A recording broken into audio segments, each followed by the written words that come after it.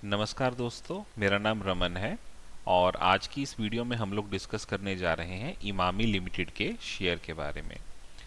Emami company एक FMCG में personal products बनाने वाली कंपनी है, जो कि बोरोप्लस क्रीम जो कि सर्दियों में बहुत यूज़ होती है, कोल्ड क्रीम है। उसके अलावा नवरत्न आयुर्वेदिक ऑयल और झंडू बाम जो कि इन्हीं की एक कंपनी है, वो बनाती है। और साथ में मेल्स के लिए, पुरुषों के लिए फेयर एंड हैंडसम के नाम से एक फेयरनेस क्रीम भी बनाती है।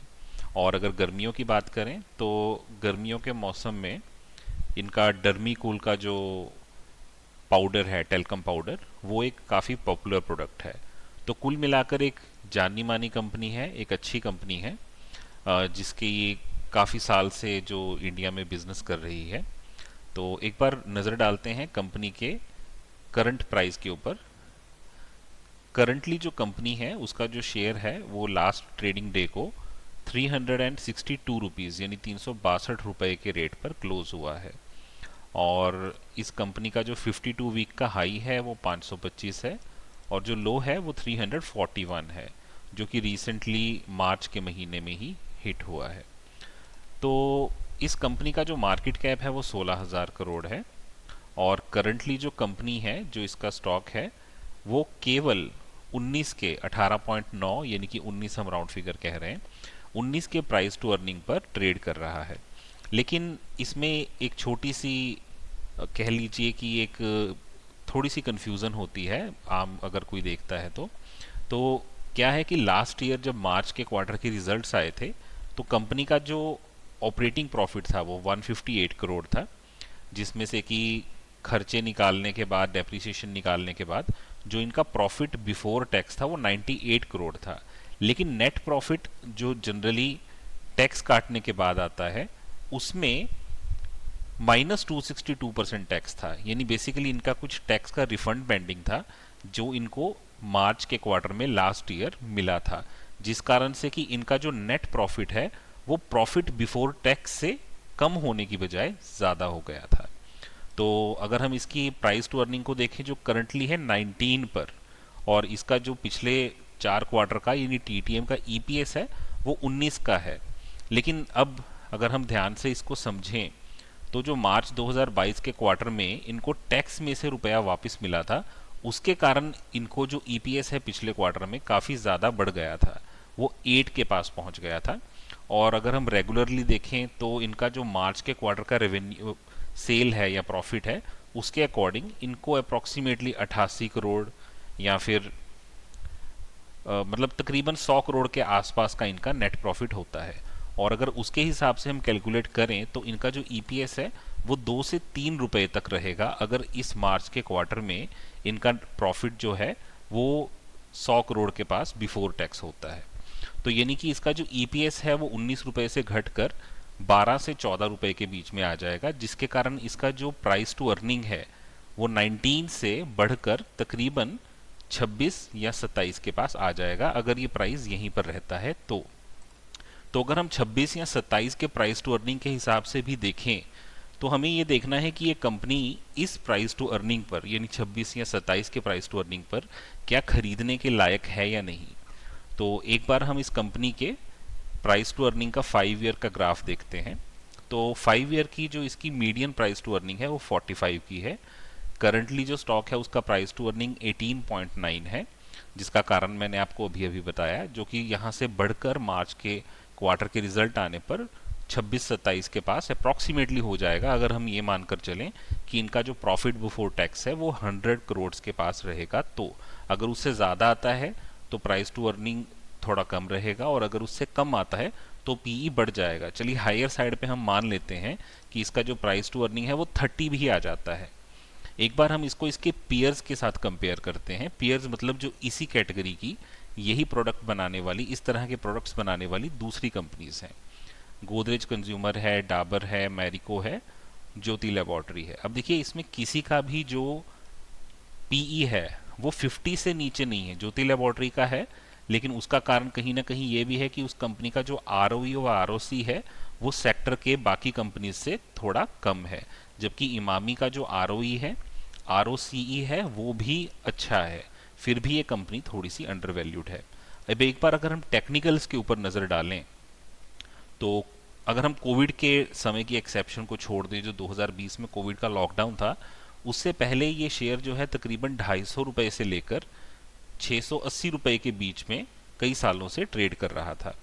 और कोविड के समय वाली एक्सेप्शन को अगर हम छोड़ें तो ये जो करंट प्राइस रेंज है तकरीबन 347 रुपए के पास से लेकर 363-64 रुपए, यानी कि 345 से 365 अगर हम कहें तो ये इसका एक इम्पॉर्टेंट सपोर्ट का जोन है और ये कंपनी का शेयर अभी यहीं पर ट्रेड कर रहा है।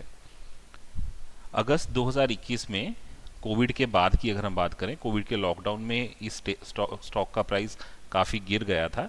उसके बाद अगस्त 2021 में इसने अपना उस समय का लाइफ टाइम हाई, उस समय का जो हाई है, माफ़ कीजिएगा, उस समय का जो हाई है 621 रुपए के आसपास वो हिट किया था। और अगर हम इसको कैलकुलेट करें तो उस प्राइस से, यानी कि उस हाई से आज की जो प्राइस है या कल की जो क्लोजिंग प्राइस है वो तकरीबन 42% डाउन है। और अगर हम इस कंपनी के ईयर ऑन ईयर प्रॉफिट की ग्रोथ के ऊपर नज़र डालते हैं तो जैसा कि हम देख सकते हैं कंपनी कोई बहुत ज़्यादा फास्ट ग्रोथ वाली या बहुत ज़्यादा अच्छे प्रॉफिट की ग्रोथ वाली कंपनी नहीं है, लेकिन हम ये कह सकते हैं कि ये एक अच्छा ब्रांड है, रेप्यूटेड ब्रांड है, जिसकी सेल्स में एटलीस्ट कॉन्टीन्यूसली ग्रोथ है। अगर हम इसके पिछले 5 साल की सेल्स की ग्रोथ देखें तो ये 2600 करोड़, 2655 करोड़, 2881 करोड़, 3192 करोड़ और 3340 करोड़ है। और प्रॉफिट भी तकरीबन 700-800 करोड़ की रेंज में ही है। और अगर हम इसके शेयर होल्डिंग पैटर्न पर नज़र डालें तो प्रमोटर के पास काफ़ी समय से तकरीबन 53-54% होल्डिंग है। FII ने अपनी होल्डिंग जो कि 2 साल पहले 3 साल पहले तकरीबन 5% के पास थी, उसे बढ़ाकर एक समय पर उन्होंने 12.71% कर दिया था। वहाँ से थोड़ी सी होल्डिंग उन्होंने ट्रिम की है और करंटली वो 11% के ऊपर है। और DII जो है उनकी होल्डिंग जो पहले 31% थी, बीच में उन्होंने घटाकर 24 पर ले आए थे, अभी उन्होंने दोबारा से उसको तकरीबन 27 के आसपास, 27 के पास उनकी होल्डिंग है। पब्लिक होल्डिंग इसमें बहुत कम है, सिर्फ 7% की है। तो टेक्निकली देखा जाए, जैसा कि मैंने कहा, ये स्टॉक अपने कोविड के बाद के हाई से तकरीबन 40-42% के डिस्काउंट पर अवेलेबल है। वैल्यूएशन वाइज जो कंपनी की वैल्यूएशन है, अगर इस क्वार्टर के रिजल्ट्स में टैक्स का एडजस्टमेंट जो पिछली बार हुआ था वो नहीं होगा तो ये तकरीबन 25 से 30 के बीच की इसकी प्राइस टू अर्निंग आएगी, जो कि बाकी पीयर्स के कंपैरिजन में काफ़ी कम है। इस कंपनी में सिर्फ एक छोटी सी प्रॉब्लम है, वो ये है कि जो प्रोमोटर्स की होल्डिंग है उसका काफ़ी बड़ा हिस्सा, यानी 40% प्रोमोटर होल्डिंग प्लेज्ड है। और अगर हम डेट की बात करें तो डेट कंपनी के ऊपर ऑलमोस्ट नेग्लिजिबल है। जैसे गोदरेज कंज्यूमर पर 0.09 का है डेट, डाबर पर 0.12 का, मैरिको पर 0.14। ये basically debt to equity ratio होता है, यानी कि जो कंपनी का खुद का पैसा है और जो उन्होंने कर्जा लिया हुआ है उसका रेशो क्या है, ये जितना कम हो उतना अच्छा है। तो 0.04 एक तरह से नेग्लिजिबल डेट है, जिसे हम ज़्यादा डेट नहीं मानते। लेकिन इस कंपनी की जो प्रोमोटर की होल्डिंग है 40% होल्डिंग वो प्लेज्ड है, यानी कि उन्होंने अपनी होल्डिंग को गिरवी रखकर शायद बैंक से या किसी FMCG नहीं, माफ़ कीजिएगा, NBFC से रुपए कर्ज पर लिए हुए हैं। तो अगर आप इस शेयर को मतलब देखें, ये एक अच्छा ब्रांड है, डिस्काउंट पर स्टॉक अवेलेबल है, वैल्यूएशन वाइज अच्छा है, FII DII की होल्डिंग भी इसमें है और ये अभी अपने एक सपोर्ट के जोन पर लेवल पर अवेलेबल है। तो रिजल्ट्स जो हैं वो अगर हम Q1Q बेसिस पर देखेंगे तो क्या होता है कि ये कंपनी का जो प्रमुख प्रोडक्ट है वो बोरोप्लस है, जो कि बेसिकली सर्दियों में यूज़ होता है, कोल्ड क्रीम है। और उस कारण से इनका जो दिसंबर के क्वार्टर का जो ऑपरेटिंग प्रॉफिट होता है वो कंपैरेटिवली हाई रहता है। जैसा आप यहाँ पे देख सकते हैं, मार्च क्वार्टर में इनका ऑपरेटिंग प्रॉफिट अक्सर कम हो जाता है, जैसे यहाँ 161 करोड़ था जबकि दिसंबर में 339 था। सिमिलरली यहाँ दिसंबर में 338 था और मार्च में 158 था। तो मार्च क्वार्टर में इनका जो रेवेन्यू है वो और ऑपरेटिंग प्रॉफिट है वो कंपैरेटिवली दिसंबर के कंपैरिजन में कम आता है। और अगर हम लास्ट मार्च के साथ कंपेयर करें, अगर इसी रेंज में भी कंपनी का ऑपरेटिंग प्रॉफिट आता है तो टैक्स की एडजस्टमेंट होने के कारण कंपनी का जो EPS है वो डेफिनेटली यहाँ से थोड़ा गिरेगा, जो कि करंटली 19 पे है, ये 13-14 के पास आएगा। लेकिन फिर भी एडजस्टमेंट के बाद क्योंकि प्राइस टू अर्निंग जो है बाकी कंपनीज के कंपैरिजन में कम ही होगी, तो इस स्टॉक को करंट प्राइस पे अगर आप चाहें तो इन्वेस्टमेंट के लिए ले सकते हैं। और इसके बाद अगर हम कहें कि अगर मान लीजिए रिजल्ट्स जो हैं वो ख़राब आते हैं या मार्केट में सेंटीमेंट थोड़ा ख़राब होता है, तो इसके बाद जो नेक्स्ट लेवल है वो 2 लेवल्स हैं जो कि बहुत ही पास में है, मतलब बहुत ही क्लोज लेवल्स हैं। इन्हें टेक्निकल्स में हम लेवल ओवर लेवल बोल देते हैं।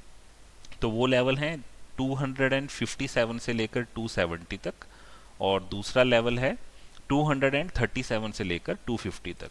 तो अगर आप इस स्टॉक को इस प्राइस रेंज में खरीदते हैं तो आप ये 270 वाला जो लेवल है इसे स्किप करके सीधा 250 के लेवल पर और क्वांटिटी खरीदने के बारे में विचार बना सकते हैं। और अगर आप अभी नहीं खरीदते हैं तो आप 270 रुपये वाले लेवल पे खरीदारी स्टार्ट कर सकते हैं। जो मैं हमेशा अपनी सभी वीडियोस में कहता हूं कि स्टॉक मार्केट में कभी भी किसी भी एक शेयर में अपनी टोटल पोर्टफोलियो की वैल्यू का 5% से ज़्यादा ना लगाएं, और जो इन्वेस्टमेंट है वो हमेशा छोटी छोटी क्वांटिटीज़ में हर गिरावट पर, अच्छी गिरावट पर, जैसे अगर ये शेयर ऑलरेडी 45% डिस्काउंट पर अवेलेबल है, अगर आप इसको यहाँ पर परचेज करते हैं उसके बाद आप चाहें तो इसको कम से कम 250 रुपये के पास अगर ये आ जाए तब इसमें और क्वांटिटी परचेज कर सकते हैं। ऐसा मैं बिल्कुल नहीं कह रहा हूँ कि ये यहाँ से गिरेगा और गिरकर 270 या 250 के लेवल तक आएगा, लेकिन अगर आप एक अच्छी कंपनी के, फंडामेंटली स्ट्रॉन्ग कंपनी के अंदर गिरावट में छोटे छोटे हिस्सों में समय समय पर इन्वेस्टमेंट करते हैं, तो जब भी कंपनी जिन भी कारणों से उसके जो प्रॉफिट्स है या रेवेन्यूज़ हैं उसके अंदर गिरावट आ रही है, वो जब भी वो प्रॉब्लम सॉल्व हो जाती है तो कंपनी की जो अर्निंग है वो इंक्रीज होती है और फिर धीरे धीरे वो कंपनी का स्टॉक का प्राइस ऊपर जाने लगता है। तो आप इस करंट लेवल पर कुछ इन्वेस्टमेंट करने के बारे में विचार कीजिए, और अगर आप चाहें तो इसको थोड़ा और नीचे अगर ये गिर जाता है तो वहाँ पर लेने के बारे में विचार कर सकते हैं। कंपनी अच्छा ब्रांड है, फंडामेंटल्स अच्छे हैं, सिर्फ एक ही रेड फ्लैग है, वो है प्रमोटर की होल्डिंग प्लेज होना। लेकिन उसके बावजूद जो कंपनी है वो कॉन्टीन्यूसली अपने नेट प्रॉफिट को बढ़ा रही है, और ये सारी चीज़ें जो है कंपनी के अंदर पॉजिटिव है। FII-DI की होल्डिंग भी अच्छी है, सब कुछ अच्छा है, मतलब अगर आप चाहें तो इसके ऊपर नज़र रख सकते हैं। उम्मीद करता हूँ कि आपको वीडियो में दी गई जानकारी अच्छी लगी होगी। तो अगर आपको वीडियो अच्छी लगी तो प्लीज़ वीडियो को लाइक और शेयर कीजिएगा, और मेरे चैनल को सब्सक्राइब ज़रूर कीजिएगा। वीडियो देखने के लिए धन्यवाद। आपका दिन शुभ रहे।